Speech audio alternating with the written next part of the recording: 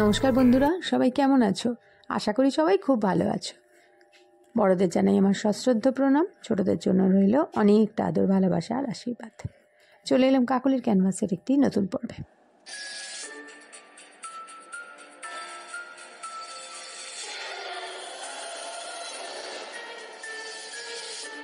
তো পুজো তো আশা করি আজকের পর্ব তোমাদের ভালো লাগবে, কারণ ঘটনাটা আমার ভালো লেগেছে। তো আর কথা না বাড়িয়ে শুরু করে দিচ্ছি, শুনতে থাকো। আজকের ঘটনা বলেছেন আমাদের সুখেন্দুদা।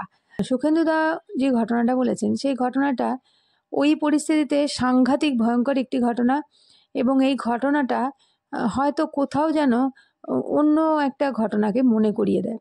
তো যাই হোক, ঘটনাটা শুরু করছি এরকম।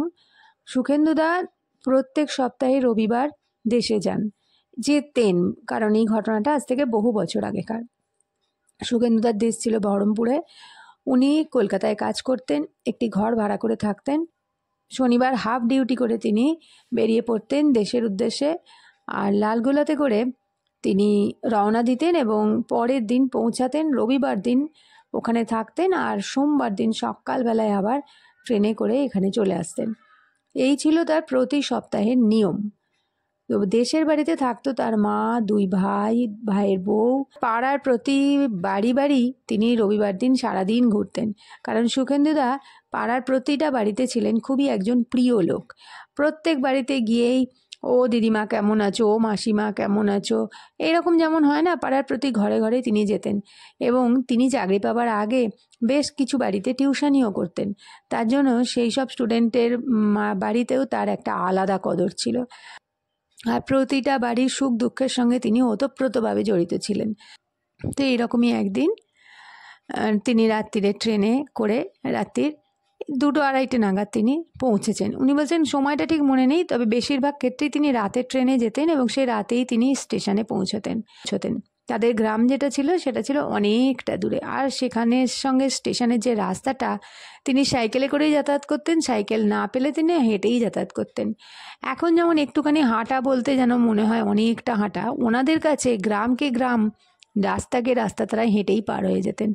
এই শর্টকাট রাস্তা তার জানাও ছিল, জমির ওপর দিয়ে, কারোর বাগানের ওপর দিয়ে, কোনো গাছের পাশ দিয়ে, এইভাবে তিনি শর্টকাট রাস্তা ধরে গ্রামের দিকে যেতেন।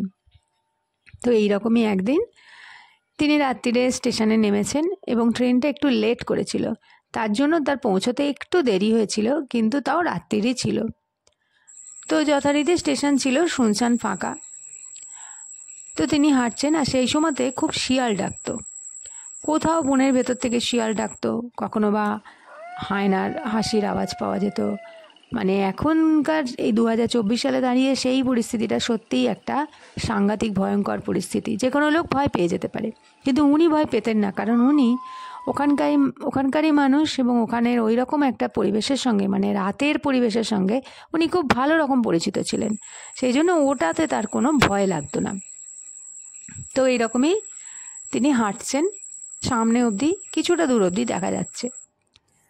তো হাঁটতে হাঁটতে অন্যমনস্কও হচ্ছিলেন, সারাদিনের কাজের কথাও চিন্তা করছিলেন, আবার বাড়িতে যাওয়ার পর যে কি আরাম করবেন সেটাও চিন্তা করছিলেন।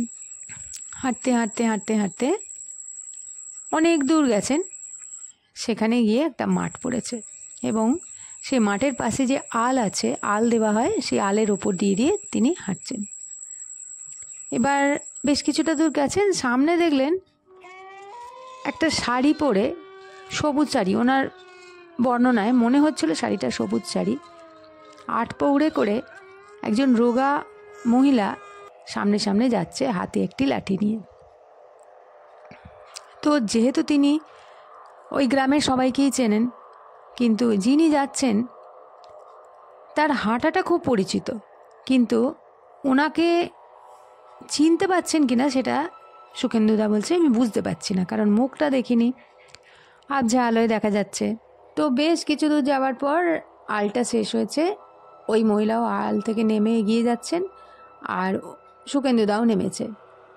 এইবারে যে রাস্তাটা, সেটা যে দুপাশে ঘন জঙ্গল, জঙ্গল বললে কিছু কম বলা হবে না, দেশের দিকে যেমন থাকে না, গাছপালা ভর্তি, মাঝখানে রাস্তা।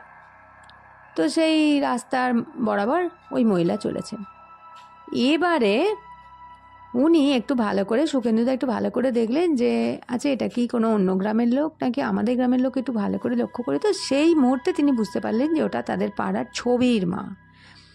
ছবির মা হচ্ছে তারই গ্রামের একটু সাইডে, মানে একটু গ্রাম থেকে একটু এগিয়ে গিয়ে যে সাইড আছে সেইখানে সব ছোট ছোট ছোট ছোট অনেক ঘর নতুন হয়েছে, সেখানে ছবির মা বলে একজন থাকে।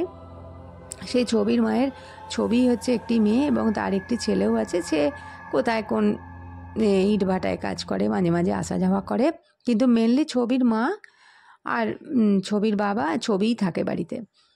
তো এমনিতে ছবির মায়ের একটু মাথাটা ডিসব্যালেন্স আছে, মানে হয়েছিল কি ছিল জানি না, মানে একটু কথাবার্তা একটু বেশি বলতেন, মানে একটুখানি তার কিছু একটা অসুবিধা ছিল। তো সবাই বলতো যে এমনিতে ছবির মা তো ভালোই, কিন্তু মা ওই একটু মাঝে মাঝে ছেলে এসে চেঁচামেচি করে, অশান্তি করে, সেই জন্যে নাকি তার মাথাটা ওরকম হয়ে গেছে।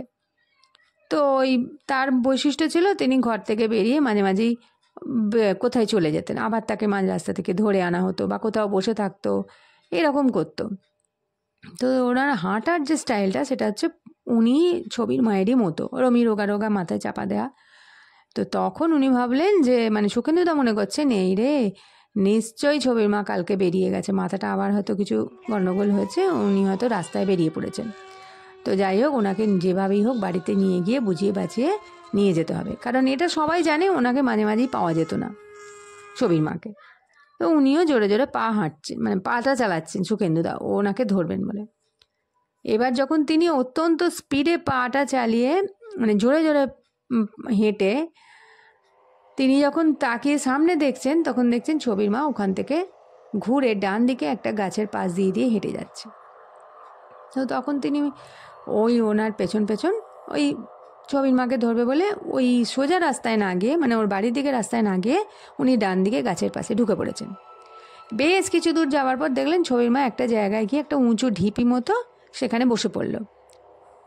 এবারে সুখেন্দুদা একটু দূরে দাঁড়িয়ে ফার্স্টে লক্ষ্য করলেন, দেখলেন যে পেছন ঘুরে বসেই ছবির মা হাত পা নাড়ছে, আবার হঠাৎ করে সামনের দিকে ফিরে গেছে। দূর থেকে সুখেন্দুদা মনে মনে ভাবছেন যে ওনার কি যাওয়া উচিত হবে, কারণ এই মুহূর্তে ছবির মা তো নিজের মধ্যে নেই, এখন যদি বাই চান্স কিছু ইট পাটকেল লাঠি ছুঁড়ে দেয় তো মুশকিল হবে। তো তিনি কিভাবে ওকে বুঝিয়ে নিয়ে যাবেন সেটা মনে মনে ভাবতে ভাবতে দেখলেন চোখে নিমেষে ছবির মা যেন হাওয়ায় মিশিয়ে গেল, আর কি ভ্যানিশ হয়ে গেল। সুখেন্দুদা এদিক দেখছেন ওদিক দেখছেন, কোথাও আর দেখতে পাচ্ছেন না। সুখেন্দুদা বলছেন আমি চোখের সামনে দেখলাম বসে আছে, একবার সামনে ফিরে একবার পেছন ফিরে, হঠাৎ করে যেন ভ্যানিশ। এদিক দেখছেন ওদিক দেখছেন, কিছুই দেখতে পাচ্ছেন না। এবারে উনি ঠিক করলেন যে তার বাড়ি আসতে তো দেরি হয়ে যাবে, তো তিনি বললেন যে যাকে ছাড়ুক, আবার যদি আসে তখন দেখব বলে তিনি 2-3 পা এগিয়েছেন। দিয়ে তিনি পরিষ্কার শুনছেন তাকে পেছন থেকে কেউ যেন বলল খুড়পো, এইভাবে কেউ ডাকলো। তো সুখেন্দুদা স্টপ হয়ে গেছেন এবং তার কানের কাছে ওই কথাটা বেশ পরিষ্কার শোনালো এবং তিনি বুঝতে পারলেন যে ছবির মা তাকে দাঁড়াতে বলছে বলে তিনি খুব আনন্দ পেলেন যে যা তাকে চিনতে পেরেছে, তাহলে হয়তো তার সাথে বাড়ি আসবেন বলে তিনি পেছন ঘুরে গেছেন। ঘুরে দেখছেন কেউ কোথাও নেই, পুরো ফাঁকা জায়গা। এবারে তো তিনি একটুখানি ভাবতে বসলেন যে নিশ্চয়ই কোনো গাছের আড়াল থেকে ডাকছে, নাকি তাকে ওখানে যেতে বলছে, উনি কিছুই বুঝতে পারছেন না। একবার ডাকটা শুনেছেন, দিয়ে সুখেন্দুদা হঠাৎ করে সারা গায়ে কাঁটা দিয়ে উঠেছে, কিন্তু উনি কোনোদিন ভয় জিনিসটা কি জানতেন না। সেদিন যেন তার কেমন যেন একটা ভেতরে একটা ভয়ের উদ্ভব হলো। তিনি আর কোনো চিন্তা ভাবনা না করে ঠিক করলেন তিনি সোজা বাড়ি চলে আসবেন। তিনি জোরে জোরে ওই বন থেকে বেরোচ্ছেন, জোরে জোরে হাঁটতে হাঁটতে হাঁটতে হাঁটতে বন থেকে বেরিয়ে রাস্তায় দাঁড়ান এবং রাস্তায় আসার পর তিনি সোজা রাস্তায় হাঁটার আগে একবার মুখটা ঘুরে ওইদিকে দেখে নিলেন যে ওনার পেছন পেছন ছবির মা এসছে কিনা। তো তিনি এগিয়ে এসে, মানে রাস্তায় বেরিয়ে যখন ওইদিকে তাকালেন তখন আর কিচ্ছু দেখতে পেলেন না।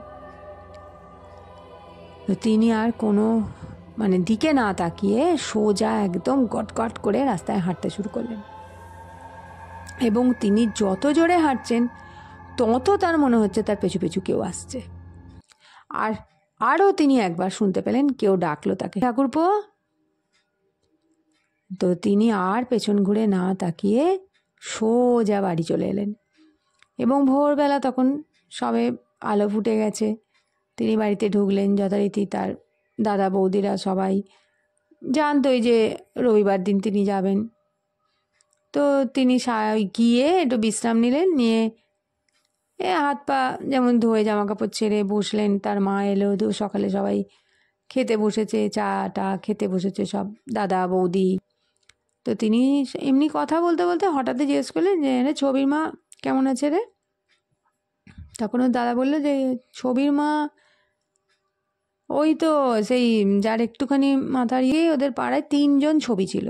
ছবির মা বলতে এক ঝটকায় সবাই বুঝতে পারতো না, শুধু ওনাকে আলাদা করে চেনা যেত। তখন সুখেন্দুদা বলছে হ্যাঁ আমি বললাম যে হ্যাঁ ওনার কথাই বলছি, যিনি মাঝে মাঝেই বাড়ি থেকে বেরিয়ে যেতেন। তো তখন বলছে যে ও দাদা বললেন যে সুখেন্দুদা বলছে দাদা কি একটা বলতে যাচ্ছিলেন। তো সুখেন্দুদার যে বড় বৌদি তিনি সুখেন্দুদাকে বললেন ছবির মা সে তো ধরো কাল কি পরশু বোধহয় পাওয়া যাচ্ছিল না, কোথায় গেছে। আজ সকালবেলায় তাকে পাওয়া গেছে ওই যে ওই স্টেশন যেতে বাঁদিকে যে রাস্তাগুলো গাছগুলো আছে না, যেখানে ওই সুরকি তৈরি হয় গো, ওই সুরকির কল যেখানে আছে তার মধ্যে যে রাস্তাটা জঙ্গলটা আছে না গাছপালা, তো ওইখানে একটা গাছে গিয়ে উনি